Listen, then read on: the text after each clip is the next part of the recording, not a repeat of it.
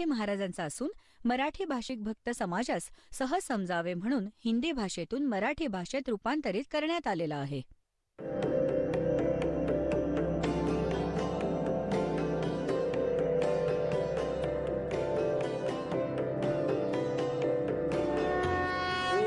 सब ज्ञानडी कबीर ज्ञान सो ज्ञान और जैसे घोड़ा तोब का करता चले मैदान. जगद्गुरु तत्वदर्शी संत रामपालजी महाराजांचे अमृत वचन सर्व पवित्र धर्मांच्या व पवित्र शास्त्रांच्या आधारावर. सतगुरुदेव की जय. बंदी छोड़ कबीर परमेश्वर जी की जय. बंदी छोड़ गरीबदास जी महाराज जी की जय. स्वामी रामदेवानंद जी गुरु महाराज जी की जय हो.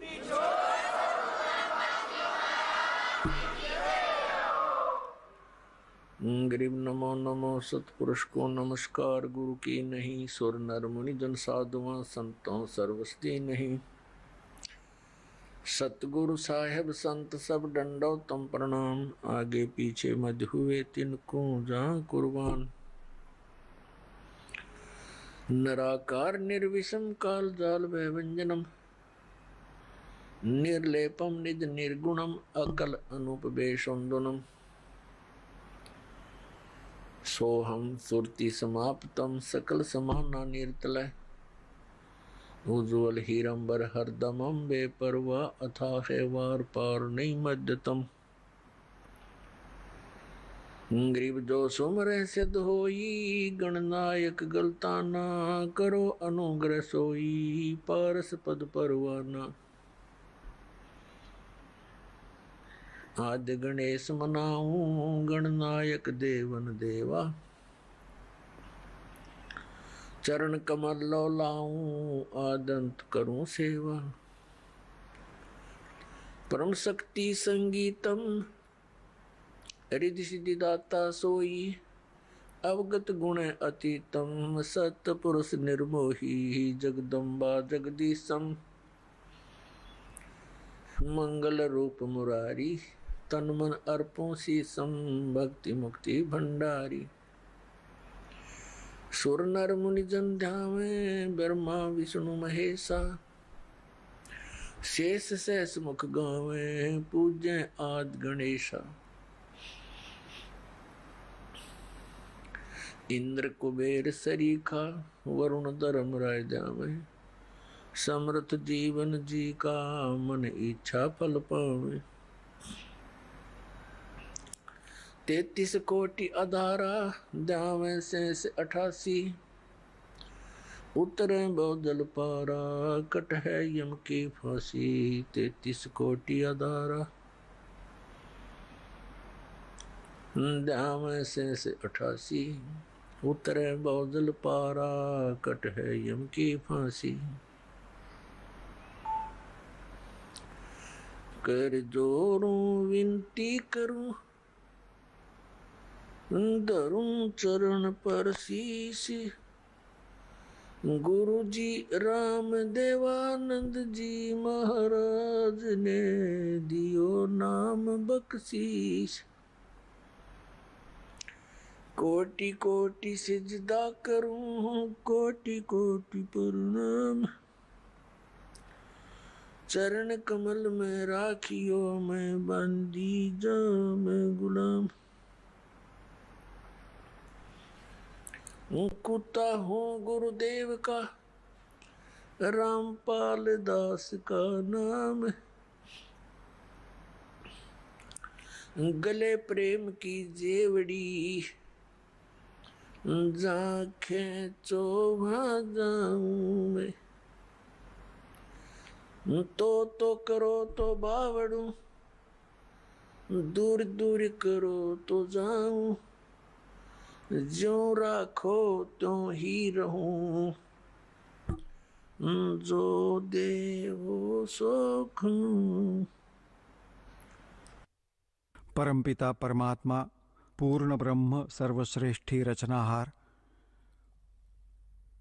कबीर देवजी कबीर परमेश्वरजी आपल्या सर्व जीवांचे जनक आहेत. हे सर्व सृष्टी रचनाहार आहेत.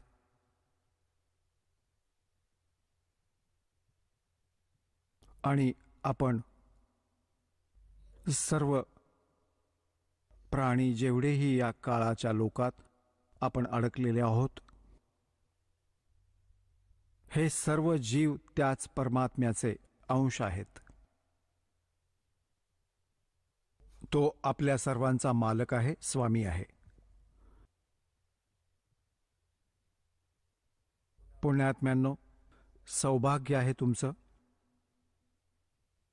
तुमचं मनुष्य जीवन अशा काळात आहे ज्यावेळी परमात्म्याने या यथार्थ ज्ञानाच्या प्रचाराचा आदेश दिला आहे. आणि हा मोक्ष मार्ग आहे. आता ही मोक्षाची वेळ आहे.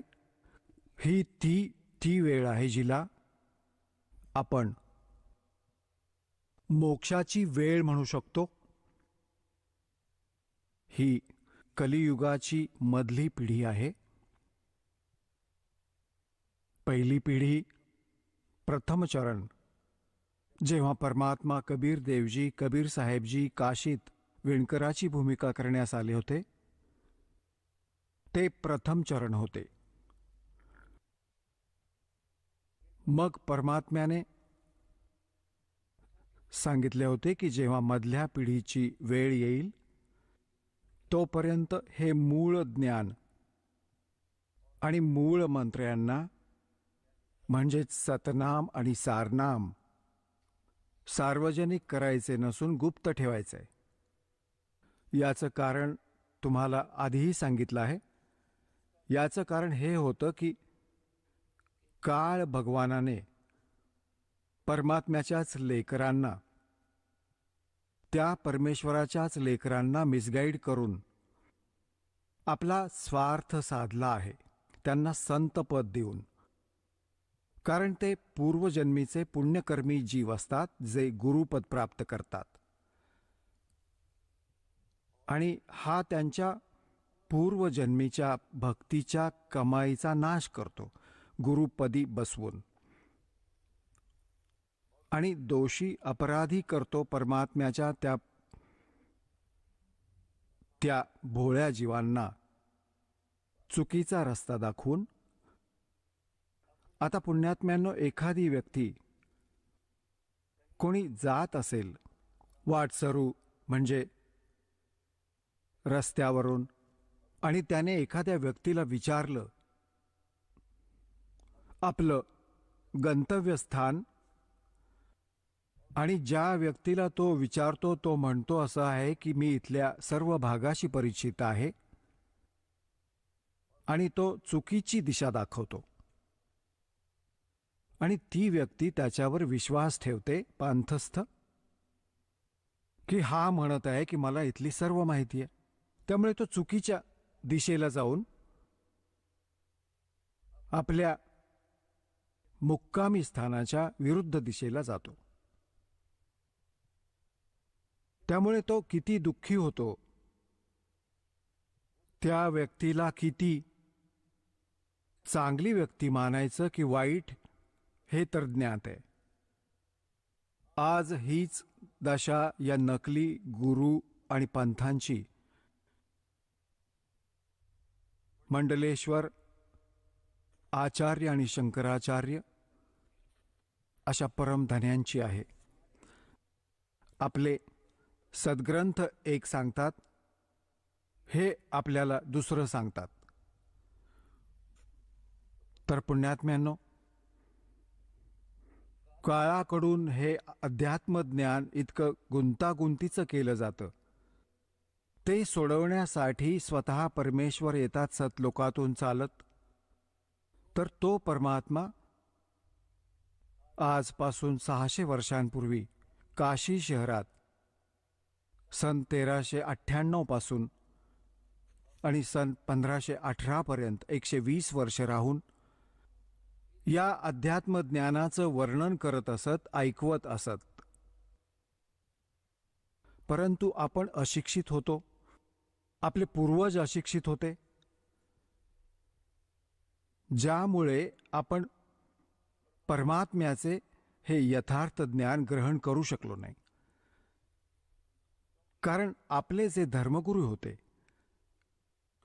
ते संस्कृत भाषेचे विद्वान मानले जात होते आणि त्यांना 4ही वेद कंठस्थ पाठ सुद्धा असायचे, ज्यामुळे त्यांना चतुर्वेदी संबोधलं जायचं. ज्यांचे 3 वेद पाठ असायचे त्यांना त्रिवेदी म्हटलं जायचं. जो 2 वेद पाठ करायचा, कंठस्थ पाठ करायचा, त्यांना द्विवेदी म्हणायचे. आणि त्यांना त्या वेदातील कखही माहीत नाही, ना पुराणाचं ज्ञान आपल्या धर्मगुरूंना. तर त्यावेळी परमात्म्याने स्वतःची ओळख सांगितली होती की परमात्मा कोण आहे, कसा आहे, तो काय करत असतो.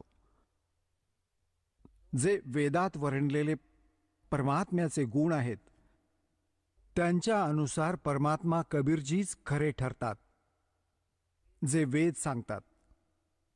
आता पुण्यात्म्यांनो, कबीर परमेश्वरजींनी 600 वर्षांपूर्वी येऊन हे ज्ञान दिलं होतं की तुम्ही इथले रहिवासी नाही आहात, तुमचं हे निजस्थान नाहीये आणि इथे तुम्ही काळाच्या जाळ्यात अडकलेले आहात. आता तुम्ही जन्म आणि मृत्यूच्या प्रदीर्घ आजाराने ग्रस्त आहात. परंतु आपण परमात्म्याला ओळखू शकलो नाही, कारण ते स्वतः आले होते आणि आपण सद्ग्रंथांशी अपरिचित होतो.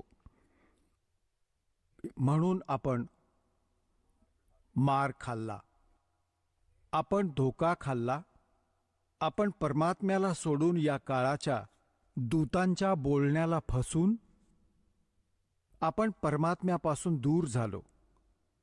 परंतु तो दयाळू, त्याने दया केली, आपल्याला त्यावेळी भक्तियुक्त करून गेले, आपल्याला चार्ज केले, ज्यामुळे आपल्याला मनुष्य जीवन मिळत आले आहे. आणि जे पुण्यात्मे आज परमात्म्याच्याच संगतीने कधी कुठल्या युगात राहिले, तर ते पुण्यात्मेच आज परमात्म्याकडे अग्रेसर झाले आहेत. तर दुर्भाग्य आहे त्या प्राण्यांचं, जे परमात्म्याच्या शोधात आणि काळाच्या ग्रुपमध्ये जाऊन सेट झाले आहेत. ते काळाचे ग्रुप कोणकोणते आहेत? पुण्यात्म्यांनो, काळ ह्या ज्योतिनिरंजनने सांगितलं होतं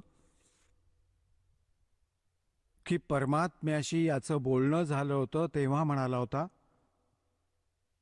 की भगवान 3 युगों में जीव थोड़े ले जाना,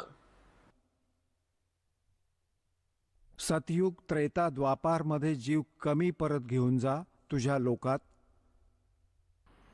और चौथा युग जब कलयुग आवे तब तब शरण जीव बहु जावे.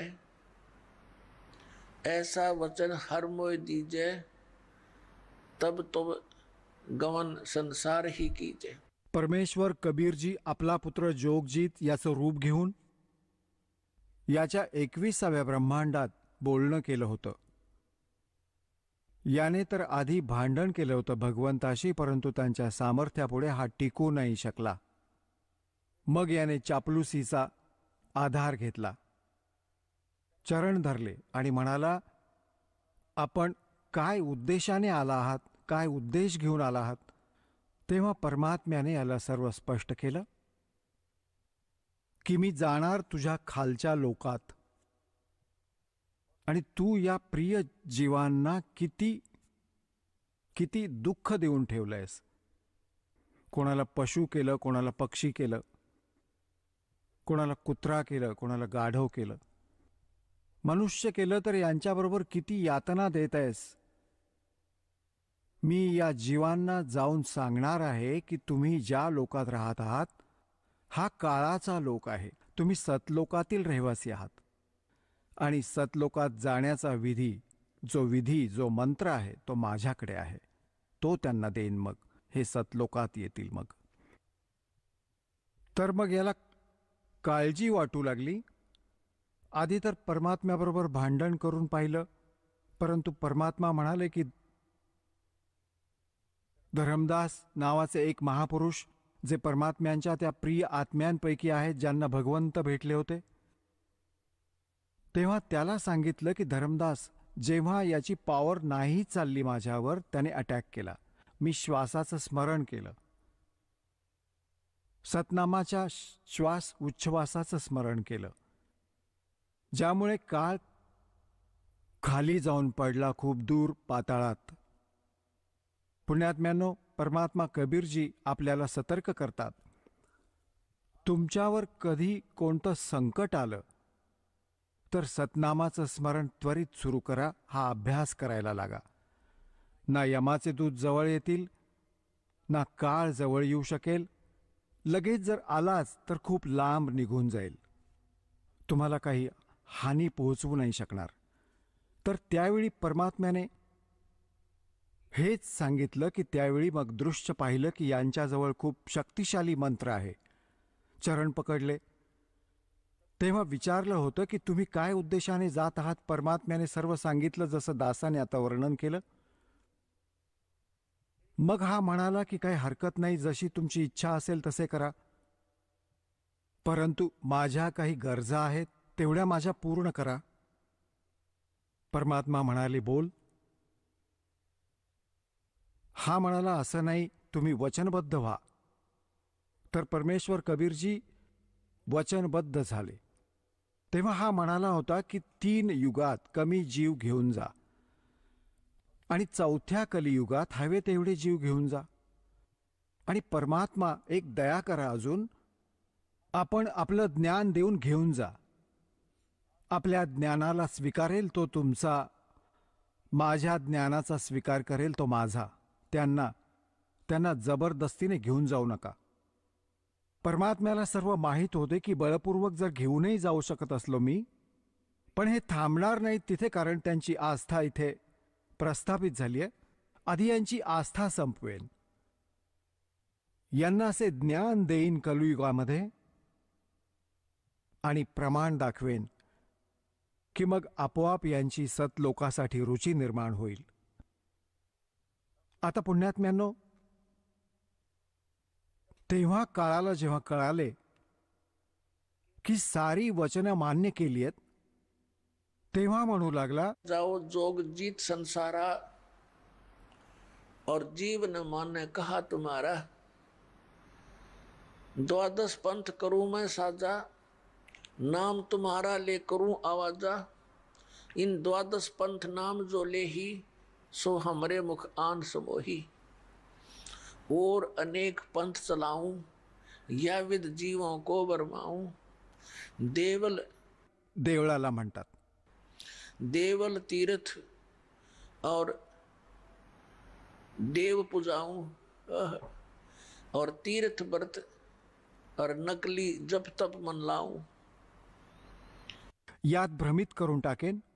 और जाओ जोग जीत संसारा, फिर जीव न माने कहा तुम्हारा.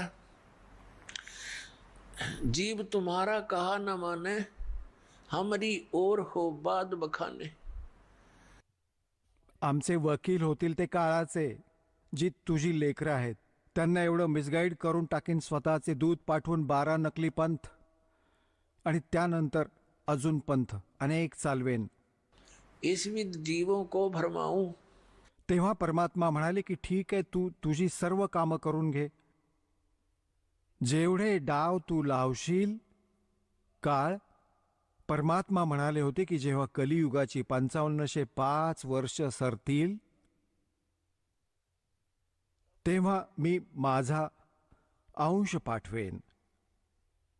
प्रथम तर परमात्मा म्हणाले होते की मी स्वतः येईन. त्यांची मर्जी आहे, ते स्वतः येतील किंवा त्यांचा प्रतिनिधी पाठवतील, एकच गोष्ट असते. तर पुण्यात्म्यांनो, या काळाने कबीर पंथामध्ये देखील अनेक नकली पंथ चालवले आणि कोणाकडेही नाम नाही, कोणाकडेही ते परमात्म्याचं विधान नाही, ज्ञान नाही. आता एक जसे या 12 पंथांच्या बाबतीत तर तुम्हाला अनेक वेळा दाखवलंय. एक अजून पंथ आहे कबीर पंथामध्ये, जे स्वतःला पारखी म्हणवतात, जे स्वतःला पारखी संत म्हणवतात. आणि ते कबीर परमेश्वरजींना आपल्या पंथाचे म्हणजे कधी या पारख पंथाचा प्रमुख मानतात.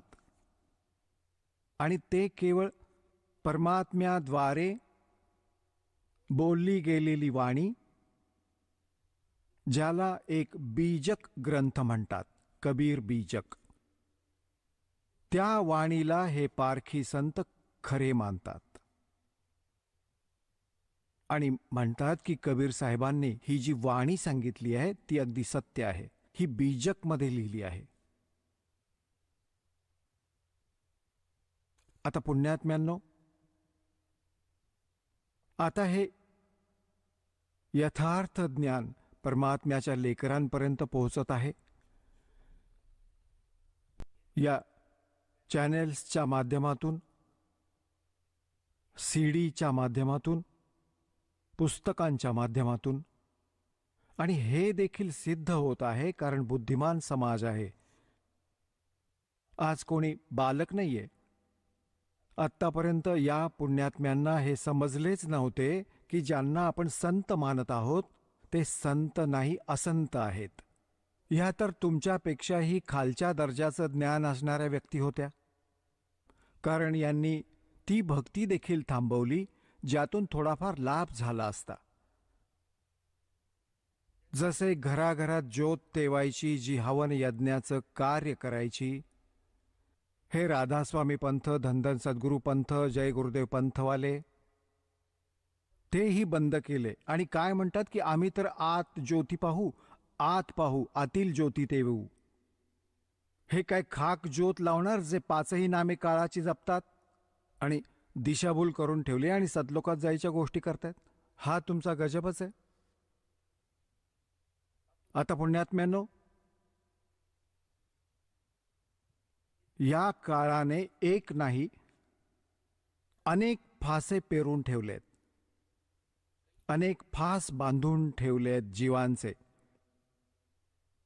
आता या ज्ञानाने, सत्संगाने जे पुण्यात्मे परमात्म्याच्या शोधामध्ये फिरत आहेत, त्यांना हा तर विश्वास वाटला आहे, जवळपास होऊन जाईल नाहीतर ज्ञान ऐकल्यावर, की कबीर इज गॉड. कबीर परमात्मा आहेत, सत्पुरुष आहेत. सारे पुरावे दासाने दाखवले. आता काय समस्या येईल आपल्या समक्ष की बाबा जर कबीर साहेबच भगवान आहेत तर मग अगदी बरोबर आहे की कबीर पंथात जेवढे महापुरुष आहेत, जे गुरुपदावर आहेत, आम जनता, सर्वसाधारण लोकांच्या, भोळ्या भाबड्या माणसांच्या मनात हा विचार येईल की बाबा सर्वात जुने कबीर पंथात कोणते स्थान आहे? आपला हा अजून एक रोग आहे. आपण सगळ्यात जुन्या गोष्टीला खूप तिला महत्त्वपूर्ण मानतो. तर पुण्यात्म्यांनो, आता भोळे जीव त्या कबीर पंथाच्या त्या नकली संतांच्या जाळ्यात फसू नये यासाठी आता थोडेसे हे सत्र अजून करावे लागेल. एक आमचा सेवक झाला सन 1998 मध्ये,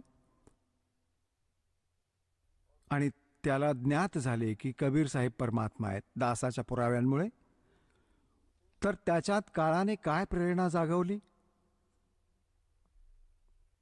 की आता कबीर साहेब तर भगवंत आहेतच, ते तर अंडरस्टूड आहे. बुद्धिमान बालक होता, परंतु हा अतिबुद्धिमान, अति जे चातुर्य आहे ते या मार्गात हानिकारक देखील ठरू शकतं. तर त्याच्या मनात काय दोष आला जो दासाने आता सांगितला, त्याने विचार केला की कबीर साहेबच भगवान आहेत. आणि गुरुजी या दासाच्या बाबतीत विचार केला तर ते सन 1994 पासून नाम द्यायला लागलेत. आणि हे तर बरेच नवीन आहेत.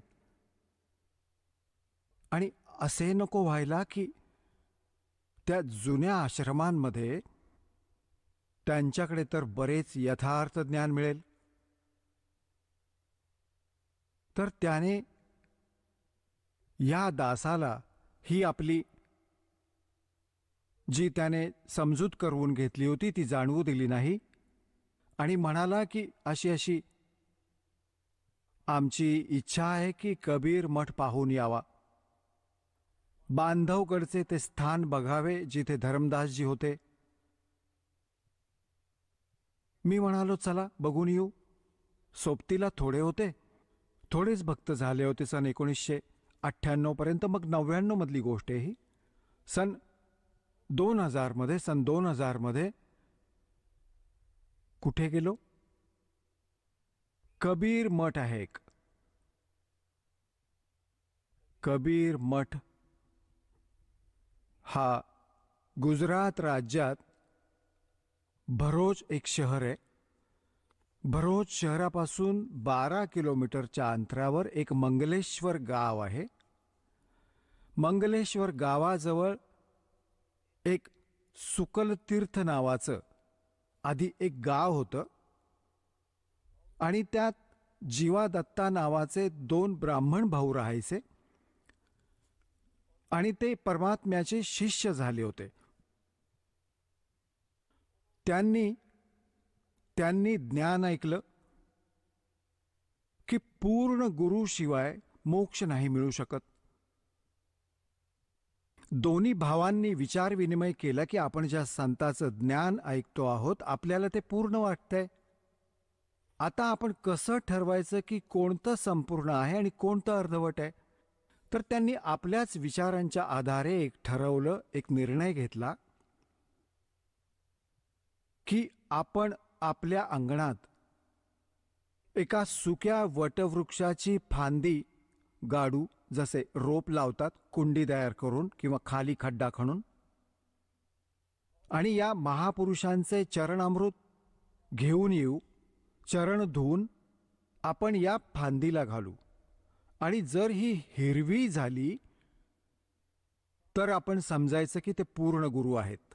या दृष्टिकोनाने त्यांनी जिथेही ज्या संताचे नाव ऐकले तिथे पोहोचले आणि त्यांना प्रार्थना केली की आम्हा दासांना चरणामृत द्या.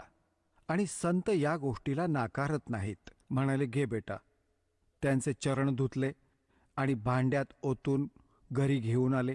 येताच त्यांनी रोपाला घातले. 2 दिवस वाट बघायचे, 2-3 दिवस काही नाही व्हायचे, आठवडा 10 दिवस, मग दुसऱ्याकडे जायचे, मग तिसऱ्याकडे. सगळीकडे गेले ज्यांचा बोलबाला होता. आता हे त्यांना ज्ञान झाले होते की मनुष्य जीवन परमात्म्याच्या प्राप्तीसाठीच प्राप्त झाले आणि जर मनुष्य जीवन प्राप्त होऊन भगवान भेटले नाही तर व्यर्थ आहे. आणि पूर्ण गुरुशिवाय भगवान नाही भेटत. सर्व संत म्हणतात, ऋषी आणि मंडलेश्वर म्हणतात. तर त्यांनी हा निर्णय केला की हे परमात्मा, या क्षणी तरी पृथ्वीवर कोणी पूर्ण संत नाहीये, परमसंत नाहीये. आम्हा दोन्ही भावांना मरण द्या आणि ज्यावेळी या पृथ्वीवर संत येईल पूर्ण, त्यावेळी आम्हाला उरलेलं आयुष्य मनुष्याचं द्या दाता. अगदी अंतिम निर्णय अंतःकरणापासून. आणि हा अर्ज केला आणि दोन्ही भाऊ उदास राहू लागले की काय अर्थ आहे या जीवनाचा, आपली पुंजी समाप्त होत आहे. आता म्हणतात परमात्मा, धारी मेरे संत की मुझसे मिटैनी अन्न से. त्याच वेळी आठवडा 10 दिवसांनंतर परमात्मा एका जिंदा महात्म्याच्या रूपात त्या सुकलतीर्थ नावाच्या गावात, जिथे 30-40 घरे होती जास्तीत जास्त, पूर्वी अशी छोटी छोटी गावं असायची सगळी. तर तिथे गल्लीत फिरत आहेत आणि तिथे जीवा आणि दत्ता, ज्यांना तत्वा देखील म्हणतात, त्यांच्या घराच्या समोरून आणि दुसऱ्या गल्लीत चालले होते. तर दत्ता बाहेर आला. त्या दत्ताने पाहिलं की महात्मा चालले आहेत. तो त्याचा मोठा भाऊ जीवाला म्हणाला की जीवा, एक महात्मा चालले आहेत, तुझी आज्ञा असेल तर बोलावू का? आता जीवा म्हणू लागला की बाबा राहू दे, का जखम ताजी करत आहेस? काय करायचे बोलावून? असे असे मंडलेश्वर पाहिलेत आपण, त्यांच्याकडे तर काहीच झालं नाही. दत्ता परत म्हणाला, दादा मला तर इच्छा होत आहे, संतांना एकदा बोलवावं. जीवा म्हणाला, मग बघ दादा, मी का तुझ्या आत्म्याला दुःख देऊ, बोलाव. एवढ्यात परमात्मा परत आले, जणू कोणाचे घर शोधत असावेत. आणि दत्ता पुण्यात्मा होता, चरणांवर डोकं टेकवलं. हे महाराज, तुमच्या दासाची झोपडी आहे, पाय लागू द्या, या इकडे, दर्शन द्या, काही वेळ विश्रांती घ्या. परमात्मा म्हणाले, ठीक आहे बाबा, चल. गेल्यावर जी कुठली जागा होती बसण्यासाठी, दिला एखादा पाट बीट. परमात्मा बसले आणि जीवा म्हणाला, दत्ता, म्हणाला, हाजी, ते आण, साधूंचे चरण धुऊया. मग आणली कोणती परात, थाळी, आणि त्यात पाणी घालून चरण धुतले. आता जीवा म्हणाला की दत्ता, घेऊन जा हे जल, चरणामृत. आणि संतांचे चरणामृत रस्त्यावर नसतात टाकत, ते आत टाक रोपाला. म्हणाला, ठीक आहे. आता दत्ता गेला अंगणात आणि जसा तो घालू लागला ते पाणी घालता घालताच ती वाळलेली फांदी जी सुकू लागली होती खालून, ती एकदम हिरवीगार झाली. बोलो सतगुरुदेव.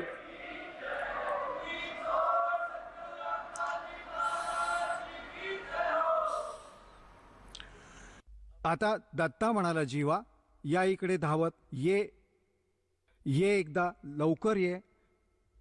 आता जीवा गेला. काय झालं? परमात्मा आले. हे तर मालक आले, भगवान आले. बघा, हे एकदम हिरवीगार झाली फांदी. वटवृक्ष म्हणजे वडाची फांदी सुकलेली होती. दोघा भावांनी एक एक चरण पकडले.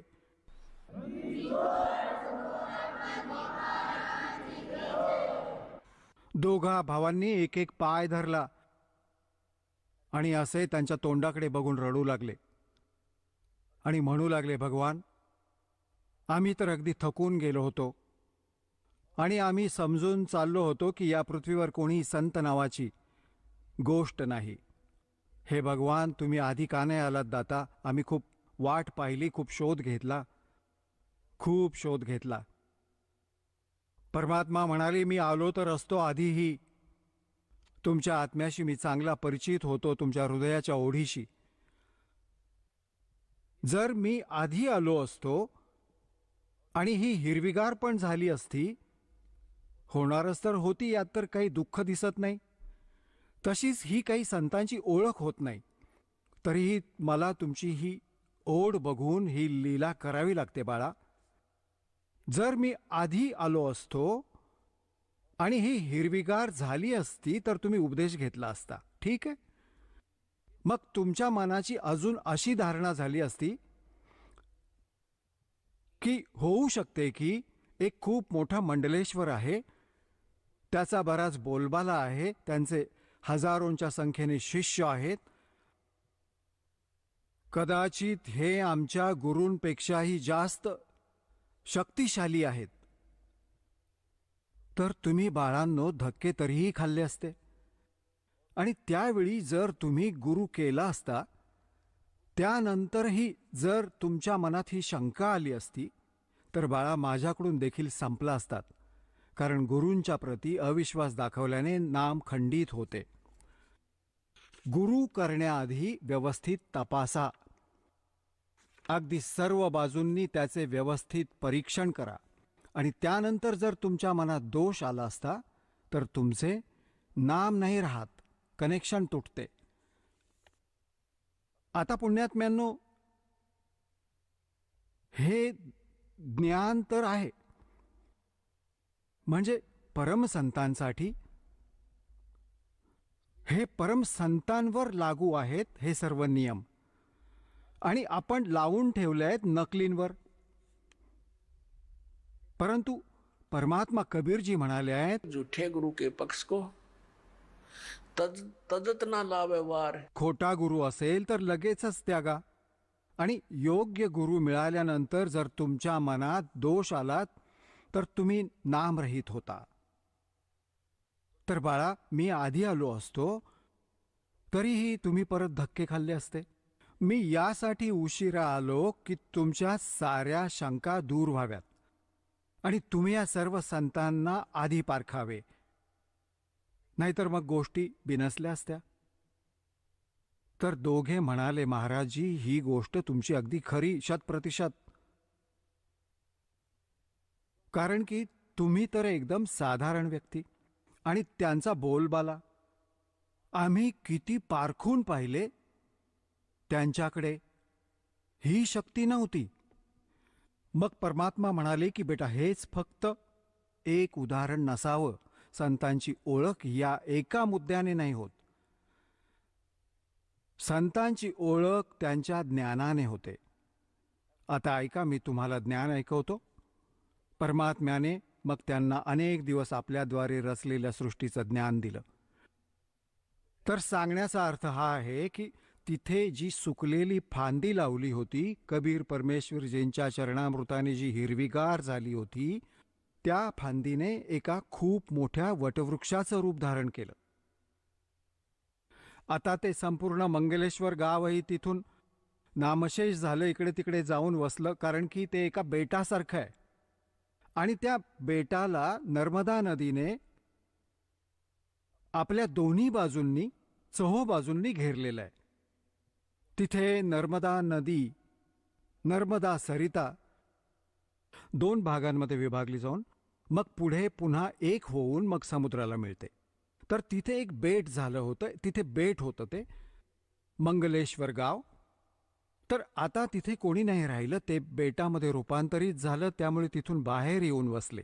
तिथे एकटा तो वटवृक्ष राहिला. त्या वटवृक्षाबद्दल म्हणतात की जवळजवळ 900 एकरात तो विस्तारला, वाढला. जवळजवळ 600 वर्ष पुराणा तो वटवृक्ष आज देखील विद्यमान आहे, जीर्ण शीर्ण होत आहे. त्याला तो जवळजवळ 1.5-2-3 एकरात अजूनही आहे. आणि तिथे कबीर पंथांचा एक महंत पदाने हा परंपरागत तिथे एक आश्रम आहे, त्या वटवृक्षाच्या खालीच, वडाच्या झाडाखालीच. आणि ती महंत पदवी केवळ यासाठी ठेवली गेली होती की या आठवणी आहेत, ज्या अद्भुत लीला घटना घडल्या आहेत, या सुरक्षित राहाव्यात यामधल्या पिढीपर्यंत. त्या कबीर परमात्म्यांच्या द्वारे केलेल्या लीला आजही त्यांचे अवशेष शिल्लक आहेत. तर पुण्यात्म्यांनो, तो वटवृक्ष बघण्यासाठी आम्ही गेलो. आधी आम्ही गेलो बांधवगडला. बांधवगडमध्ये काही नाही मिळाले. तिथे त्यांचा धरमदासजींचा मुलगा होता, नारायणदास. तो परमात्म्यांच्या शरणी नव्हता आला. मग कबीरदासजींनी आदरणीय धरमदास साहेबजींना आपल्या कृपेने 60 वर्षांचं वय झालं होतं त्यांचं, धरमदासजींचं, तेव्हा एक संतान, एक पुत्र दिला होता. त्या पुत्रामुळे त्यांचा वंश वाढला होता. आणि त्या पुत्राशी मोठा मुलगा नेहमी विरोध ठेवत असे. त्याच्याशी नेहमी जो आहे ना वाद घालायचा. त्याने तिथून सोडलं होतं बांधवगड. दुसऱ्या लहान मुलाने कुठे दुसरीकडे निघून गेला होता, कुद्रमाल वगैरे नाव आहे MP मध्ये. तर बांधवगडला तो आमच्या सोबत होता, तो आमचा सेवक. त्याने नंतर सांगितल्या दासांना या सर्व गोष्टी. तर त्याने जाऊन बांधवगडला एक महात्म्यासारखे कोणी दिसत होते त्यांना विचारलं. स्वतंत्रपणे चर्चा करून ज्ञानाबिनाच्या गोष्टी केल्या. मग आम्ही तिथून निघालो वटवृक्ष बघायला. आम्ही वटवृक्षापाशी पोहोचलो तर तिथे एक महंत होते. अशी गादी टाकलेली होती आणि झोक्यावर बसले होते ते, आणि एक दोन त्यांचे सेवक होते, त्यांना झुलवत होते. तर त्यांच्याशी त्यांनी एकांतात चर्चा केली. आम्ही कुठे इकडे आपलं तिकडे बसलो होतो. त्यांना विचारलं की सारनाम काय आहे, सतनाम काय आहे. तो म्हणू लागला की बाबा मला तर काही माहिती नाही. माझ्या मामाजींचं दुकान होतं, माझे मामा राहत असत इथे महंत. त्यांचा तर मृत्यू झाला. माझे तर लाकडाचं दुकान होतं, मला इथे बसवलंय. मला नाही ठाऊक इथे काय आहे. हो, एवढं नक्की आहे की त्या वटवृक्षाच्या बाबतीत त्यांना माहिती होतं, बाकी सारनामाच्या बाबतीत मला नाही ठाऊक.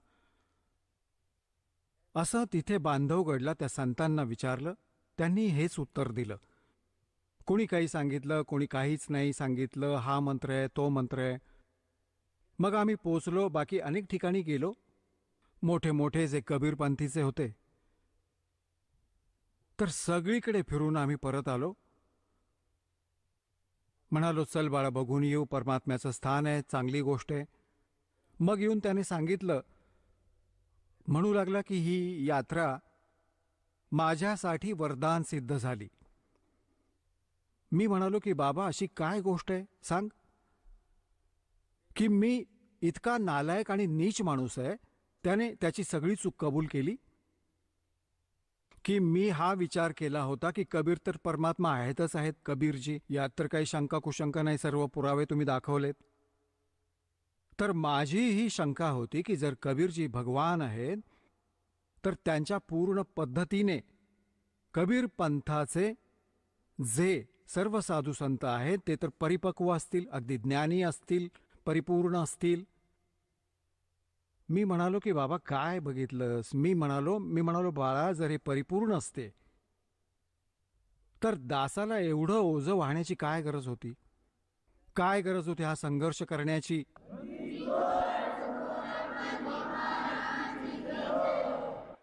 या दासाला काय गरज होती मग या फंदात पडायची, जेव्हा सर्व सगळ्यांना सांगायची की यांचं ज्ञान चुकीचं, त्यांचं ज्ञान चुकीचं आणि हे ज्ञान खरं.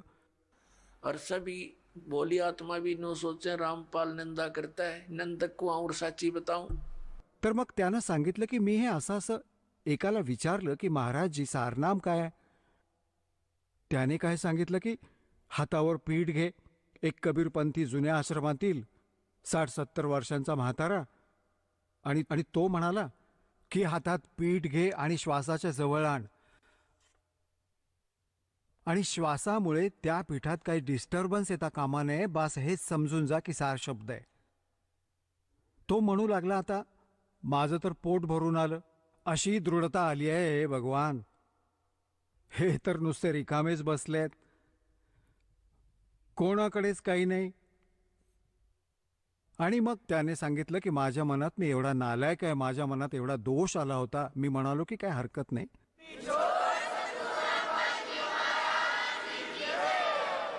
चला आता आपण त्या श्रद्धाळूंचे अनुभव जाणून घेऊयात, ज्यांनी जगद्गुरू तत्वदर्शी संत रामपालजी महाराजांकडून दीक्षा प्राप्त केलेली आहे, तसेच त्यांच्याद्वारा सांगितलेल्या भक्ती मार्गावर चालत आहेत. नमस्कार. सतसाहेब, आपलं नाव? रामेश्वर लक्ष्मण आडव, आपण कुठून आलात? जालना, महाराष्ट्र. आपला व्यवसाय काय आहे? सिक्युरिटी गार्ड आहे हॉस्पिटलमध्ये.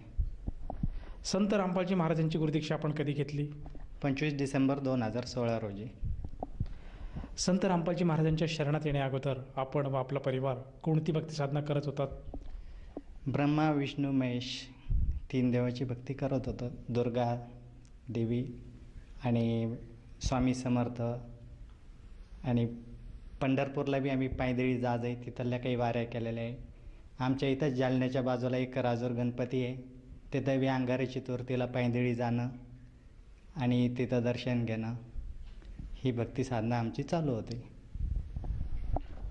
सर, जसं तुम्ही सांगत आहात की आपण पूर्वीपासूनच भक्तिमार्गात आहात आणि महाराष्ट्रामध्ये जी काही प्रचलित भक्तिसाधना आहे, जसे की देवी देवतांची पूजा करणे, मंदिरात जाणे, व्रतवैकल्य करणे, वाऱ्या करणे, याच भक्तिविधी आपण करत होतात. तर मला असं विचारायचं आहे की संत रामपालजी महाराजांचं जे काही ज्ञान आहे, या ज्ञानाबद्दल आपल्याला माहिती कशी मिळाली आणि आपण त्यांच्या शरणात कसे आलात?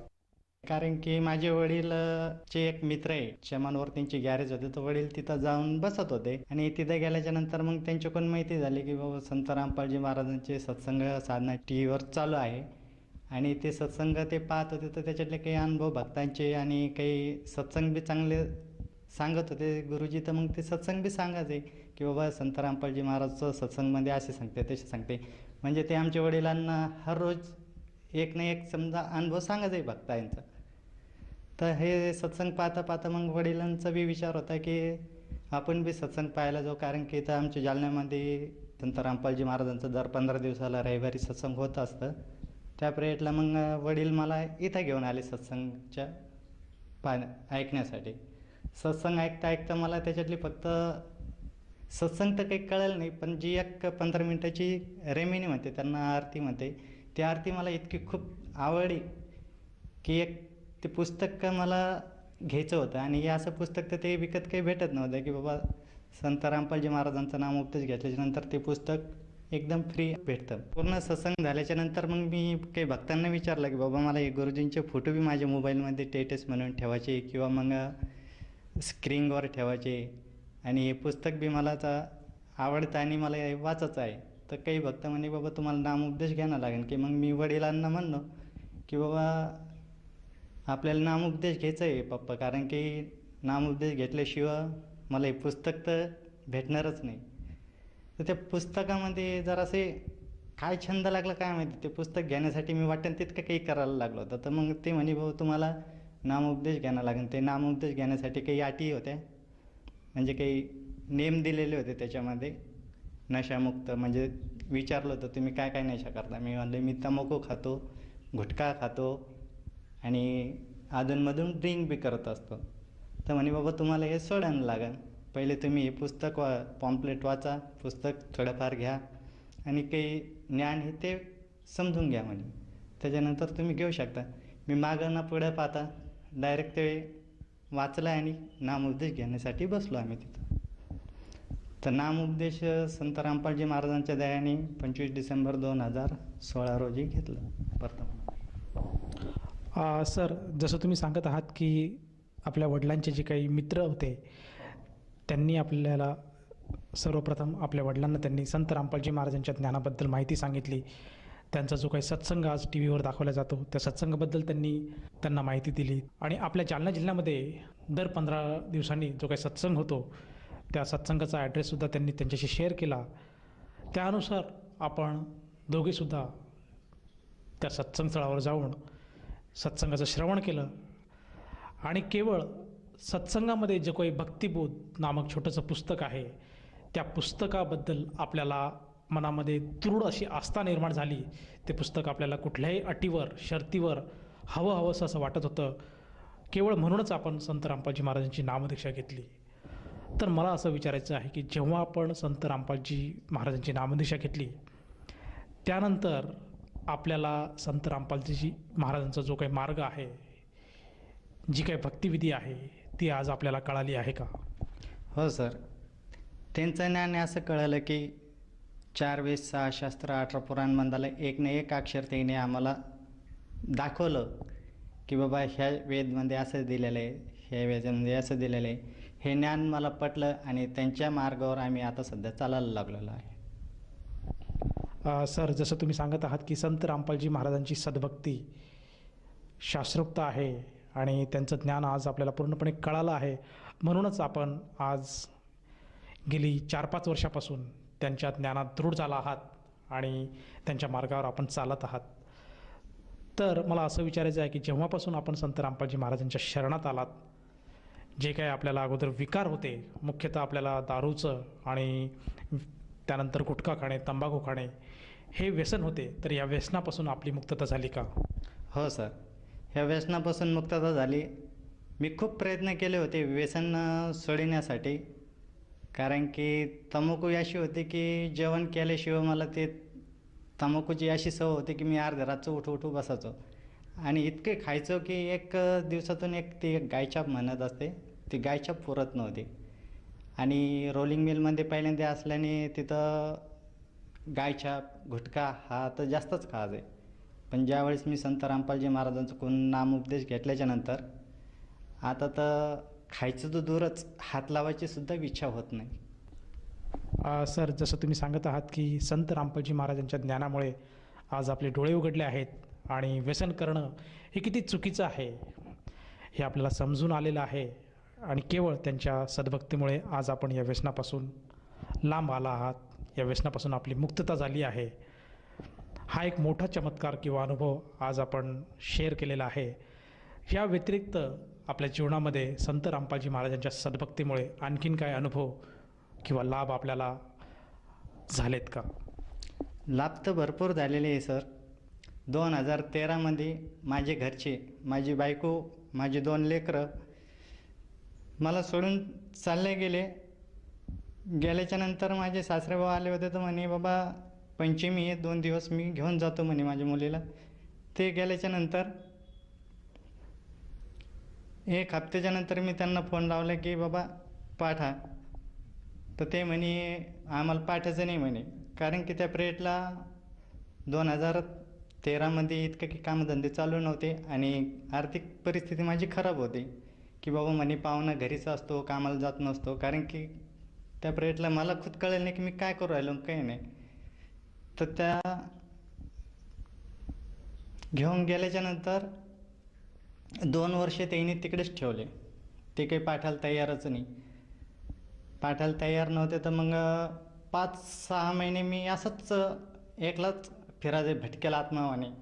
कितीक वेळेस मी रेल्वे पटरीवर गेलो, आत्महत्या करण्याचे प्रयत्न केले की बाबा माझे मुलगा, बायको हे सगळे सोडून चालले गेले मला आणि मी एकलाच इथं एकदम फिरू राहिलो.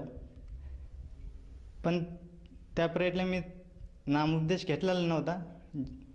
तर नशा गिशा करायचे थोड्याफार, म्हणजे बायको गेल्याचं टेन्शनमुळं किंवा लेकरं गेल्याच्या टेन्शनमुळं. मग असंच करता करता 5-6 महिने मी समजा असंच फिरलो संत रामपालजी महाराजांचा. मग 25 डिसेंबर 2016मध्ये मी जे नामोपदेश घेतल्याच्या नंतर हरियाणाला त्यांच्या दर्शनासाठी गेलो. तिथे गेल्याच्या नंतर काही जण म्हणते बाबा, कारण की माझ्या सासरवाडीला माहिती झालं की बाबा तुमचं जवाई इतक्या लांब गेलेलं आहे दिल्लीला, हरियाणाला, तिथं दर्शनाला गेले. काही जण म्हणते बाबा बायको पोरं सोडून हा काय करायला लागला, कोण्या बाबाच्या मागं लागला. पण त्यांना ते बाबा कोण आहे, कोण खरे परमात्मा कोण आहे हे आतापर्यंत त्यांना कळायलाच नाही. फक्त ते एक बाबाच्या रूपामध्ये पोर राहिले. पण त्या बाबाने आज माझी अशी अवस्था केली, जे आपला संसार तुटला होता, कोर्ट कचेरीचे जे लफडे येणार होते याच्यापासून मला मुक्तता दिली आणि मग आपला संसार आणखीन सुरळीत चालवायला लागले. कारण की ज्यावेळेस मी तिथं 2दा गेलो होतो आणायला, पण त्यांचा विचारच नव्हता यायचा. पण परमात्माच्या दयाने अशी प्रेरणा निर्माण केली की मग तिकडूनच फोन येणं चालू झालं की बाबा तुम्ही तिथं दिल्लीला जाता. ते जरासं अलगच बोलायचे की बाबा हे देव सोडून तुम्ही हे काय करायला लागले, तुम्हाला ते करायचं असेल तर मग तुम्ही बायको पोरं बी द्या म्हणे सोडून. मी म्हणलं ठीक आहे, म्हणलं मी हे जे भक्तिमार्ग स्वीकारलेला आहे हे भक्तिमार्ग मी कोण्या बी हालतमध्ये मी सोडू शकत नाही. कारण की मग आपले मृत्यू झाला बी तर चालेल. कारण की असे बी तर माझे आता 14 वर्ष समजा आता मी जो संसार केला आणि 14 वर्षाच्या नंतर मी आता असं बी राहिलो भक्तीसाठी तरी चालेल म्हणलं. पण आता मला मागं खिचू नका म्हणलं. तर मग ते म्हणे बाबा मग तुम्हाला नसन सोडायचं तर आम्ही काही येणार नाही. मी म्हणलं ठीक आहे, येऊ नका म्हणलं. पण नंतर आणखीन त्यांच्या दुसऱ्या रोजीच मग त्यांचा फोन आला की म्हणे बाबा तुम्ही न्यायला या म्हणे, आम्हाला यायचं आहे तिथं. तर मग काही अटी ठेवल्या माझ्यासमोर. म्हणे एक तर तुम्ही भक्ती सोडा म्हणे, नाही तर मग आम्हाला देवी देवताचे फोटो आणून द्या म्हणे, मी माझी भक्ती करेन, तुम्ही तुमची करा म्हणे. मी म्हणलं ठीक आहे चालेल. पण काही पहिल्यांदा जराशी अडथळा आणला होता की म्हणे तुम्ही भक्ती सोडा. काही मुलाच्या गळ्यामध्ये जे लॉकेट होते ते बी तोड्याचे सांगितले होते, माझ्या गळ्यामधलं बी जे लॉकेट होते ते तोड्याचं सांगितलं होतं. तर माझ्या मुलाच्या गळ्यातलं लॉकेट घरच्याईने तोडून टाकलं, म्हणजे माझ्या बायकोनं. आणि हो मला हे आवडत नाही म्हणे, तुम्ही जे करू राहिले तर मला माझे देवी देवताचे फोटो आणून द्या म्हणे, मी माझं करून घेणार. म्हणलं ठीक आहे म्हणलं. कारण की मी पैसे द्यायला बी तयार झालो होतो, पण परमात्माच्या दयाने अशी प्रेरणा निर्माण केली की मी डेली सत्संग टी व्हीवर लावायचे. तर ते सत्संग ऐकता ऐकता मग तिला काही अनुभव बी त्याच्यातले दाखवायचे की बाबा तुला सत्संग नाही आवडत ना तर नको पाहजो, पण तू पहिले अनुभव पाहा. म्हणजे कसं आशेने तर असं तरी प्रेरणा निर्माण होते. तर मग सत्संग पाहता पाहता ते मग इंटरव्ह्यू बी ऐकायला लागली.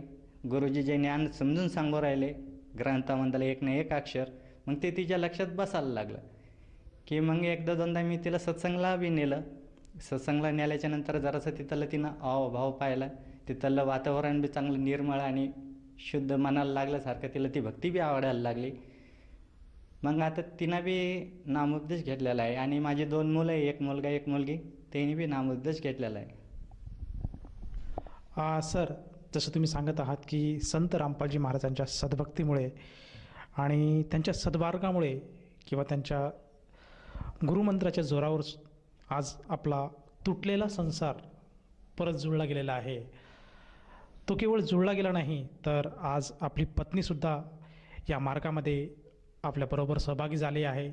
त्याचप्रमाणे आपले मुलंसुद्धा आज भगत बनून आज आपला पूर्ण परिवार संत रामपालजी महाराजांच्या चरणी आहे, त्यांच्या शरणात आहे आणि सद्भक्ती करून मोक्षाच्या मार्गावर आहे. त्याचप्रमाणे आज आपण सुखी समृद्ध आयुष्य जगत आहेत. जे काही आपल्याला व्यसनं लागलेली होती त्यातून आपली मुक्तता झाली आहे आणि आपला तुटलेला परिवार आज परत जुळलेला आहे. तर ह्या अशा अनुभवातून आपण आपल्यासारखे जे अन्य व्यक्ती किंवा जो समाज आहे जो व्यसनाधीन आहेत, त्या व्यसनामुळे त्यांच्या घरामध्ये रोजची कटकट, अशांतता आहे, त्यांना कुठल्याही प्रकारचं असं सुख नाही, अशासाठी आपण आपल्या अनुभवातून काय संदेश द्याल? संदेश तर नाही, पण मी एक प्रार्थना करणार आहे की बाबा अनेक मी घरं पाहिले. मी माझ्याहूनच सांगतो की बाबा आपला जो संसार तुटलेला होता आणि संत रामपालजी महाराजांकडून नामोपदेश घेतल्याच्या नंतर परमात्माच्या दयाने त्यांनी आज मग आपला संसार आणखीन जसा होता तसा बनवून दिलेला आहे. आणि तुम्ही बी हे भक्ती मार्ग स्वीकारा, कारण की 4 वेद 6 शास्त्र व 18 पुराणमधलं जे ज्ञान आपल्याला समजून सांगतात ते ऐका आणि समजून घ्या. सर, जसं आपण सांगत आहात की मानव समाजाने आज संत रामपालजी महाराजांचं ज्ञान समजून घ्यायला पाहिजे आणि संत रामपालजी महाराज आज नशामुक्तीसाठी झटत आहेत, सतत प्रेरणा करत आहेत. त्यामुळे बरेचसे असे त्यांचे साधक आहेत की जे नशापासून दूर केलेले आहेत. तर आत्ता सध्याच्या स्थितीला जे काही नशामुळे त्रस्त झालेले लोक आहेत किंवा जो समाज आहे आणि त्यांचा संसार आज तुटलेला आहे, अशा सर्वांनी संत रामपालजी महाराजांची सद्भक्ती समजून घ्यायला हवे आणि त्यांच्याकडनं नामोपदेश घेऊन आपल्या जीवनाचं कल्याण करायला हवं. तर असं कोणाला जर भासत असेल आजच्या घडीला, तर ती व्यक्ती संत रामपालजी महाराजांची नामदीक्षा कशी घेऊ शकेल? संत रामपालजी महाराजांचे टी व्हीवर जे सत्संग चालू असते, खाली नंबर दिलेले असते, मोबाईल नंबर, फोन नंबर, त्याच्यावर तुम्ही कॉन्टॅक्ट करा आणि आपल्या जिल्ह्यामध्ये नामदान सेंटर आहे, तिथं जाऊन तुम्ही नामोपदेश प्राप्त करू शकता. सर, या नामदीक्षेसाठी त्या व्यक्तीला किंवा त्या साधकाला किती खर्च येतो? सर, खर्च तर काही येत नाही, एकदम निःशुल्क आहे आणि एकदम फ्रीमध्ये आहे. धन्यवाद सतसाहेब.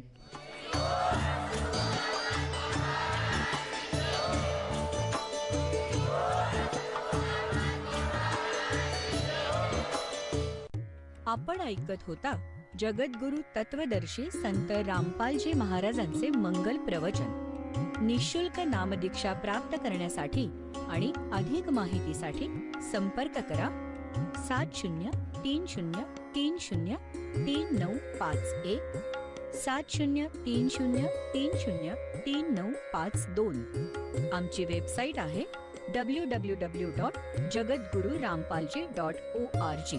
सर्व पवित्र धर्मांच्या व पवित्र शास्त्रांवर आधारित प्रमाणित अनमोल पुस्तक ज्ञानगंगा किंवा जगण्याचा मार्ग यापैकी कोणतेही एक पुस्तक निःशुल्क मागवण्यासाठी आम्हाला आपले पूर्ण नाव, पूर्ण पत्ता, पिनकोड सहित आणि फोन नंबर लिहून 7030303951 7030303952 नंबरवर SMS करू शकता किंवा आम्हाला 7030303950